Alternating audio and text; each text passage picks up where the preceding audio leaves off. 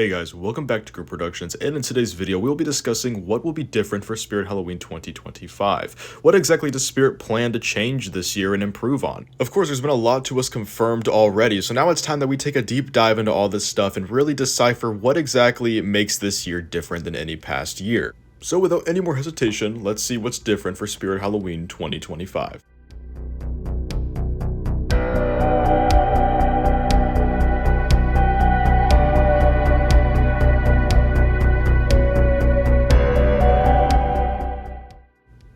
So for starters, we will be looking at their lineup for this year. Now, of course, we don't really know all their animatronics just yet, but due to some leaks and things that they've teased us so far, we do know quite a bit about what the lineup could look like. Now, in past years, Spirit Halloween hasn't really done the best job of keeping their lineups consistent with like the characters in it. Some of the earlier years of Spirit Halloween, we'd expect to see a lot of the same characters throughout the lineups. For example, 2013 had a lot of clowns in it, 2018 had a lot of Scarecrow or Farm-esque animatronics, and there's kind of been years in recent past that haven't really been like that, and to some extent that's a good thing. It leaves more room for more diverse characters, and more fans can enjoy the lineup because not everyone likes clowns or specific monsters, so fans could gravitate to different things.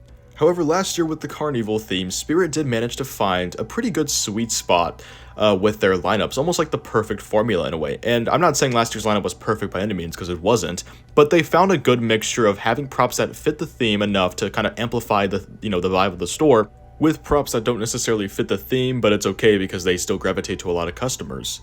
I feel like this is going to be the same formula that Spirit uses for this year. In the teaser that we just got, we can see a lot of animatronics that sort of fit in with the subway or like New York abandoned city style theme. The two, I guess, main animatronic types that we've seen here are zombies, specifically with some kind of like electrical sort of theme going on, and rats, or just like something kind of more like on the gross creature nature kind of thing.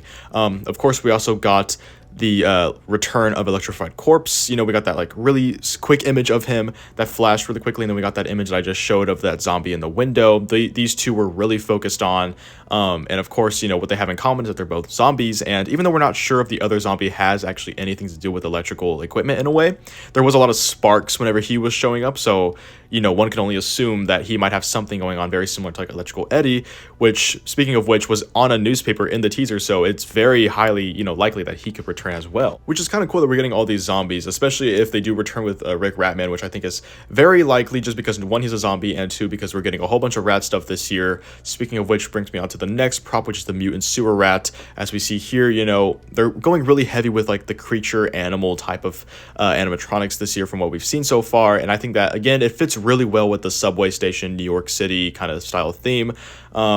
Again, these two types of animatronics, these two types of characters, have no relation to each other really, but it's the theme that they're placed in that really just makes them stand out. It makes the whole vibe of the story even better. So a part of me thinks, what if they're designing the props first and then choosing a theme to go with it, not the other way around?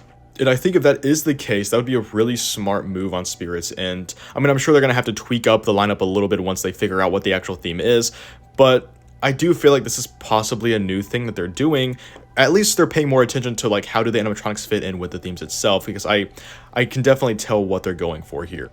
Speaking of themes, that is our next topic of this video, is how will the themes be different than past years? I'm not gonna lie, Spirit Halloween 2024's Carnival was a pretty unique and interesting theme. Despite the fact that I'm not much of a carnival kind of person, I did enjoy that theme quite a bit. I think the way it was set up was really cool, and like I said, just very unique. I do understand that they have a new designer now for the themes, which is very cool, and I think he did an excellent job. The entire team did an excellent job of making the theme, so I feel like we can expect something really cool from the subway theme for sure.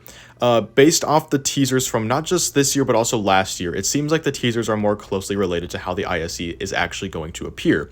So I can bet that in the teaser that we got here pretty recently, a lot of the sets in that video are probably going to be pretty identical to what we see in real life. And if that's the case, then I think we can see a lot more intricate and just elaborate set pieces. I think something very exciting is we could potentially see a lot more moving parts to this theme. Especially if they use the live wires, which they definitely will, and, just different lighting effects because it is more of like an electrical, industrial kind of theme. We can see a lot more movement within lighting effects and just, different things going on. And that's very exciting. It kind of reminds me a lot of the 2022 theme where there was a lot of movement with like the bubbles and the water tanks. And I think that was an excellent choice. I know in 2021, they were going to have moving gears on the sets itself, but that never really happened. But they did have the Carvomatic. So again, just more moving effects, I think, is definitely expected for this year just because it fits in with the subway station a lot. The Carnival didn't really need it. The Graveyard didn't really need it. But I feel like with a theme like this, we can definitely see a lot more lively set pieces with this theme, which is very exciting. Something else that's pretty exciting with this theme, and can kind of speak for, future themes potentially, is how they're going for a more realistic setting. In past years, we've never gotten a setting that was actually based in a real city. However, this one is. It's in New York. They're just straight up putting it like that. And so it's very exciting to see what kind of references they do for New York exactly. They might have actual like real signs locating different parts of the city or something. So it is really exciting to see where they take this more realistic theme with, the spirit twist, of course.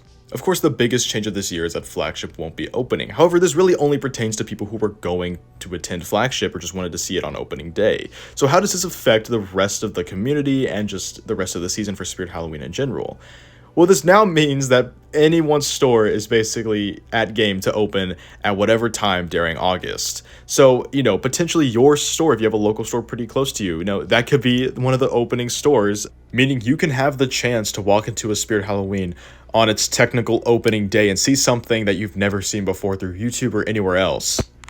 And I think this is just going to be very different for most people who don't get to attend Flagship or, before Flagship was even a big thing, not seeing anything online, just walking into your own Spirit Halloween store, being surprised from the very beginning of what they had to offer is a very exciting feeling. And even though it's somewhat of a nostalgic feeling, it is different than what we've gotten in the past recent years.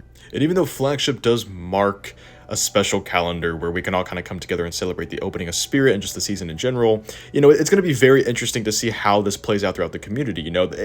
This closing of Flagship isn't just affecting the Spirit Halloween company, it's affecting the entire haunted community as a whole, because Flagship was sort of that day that most of the community came together. So now how is it going to look on YouTube? How is it going to look throughout the community, when all these different local stores are opening and everyone's sort of seeing it, kind of at the same time, just in their own different spot, more personal. It's going to be a much more personal feeling for sure.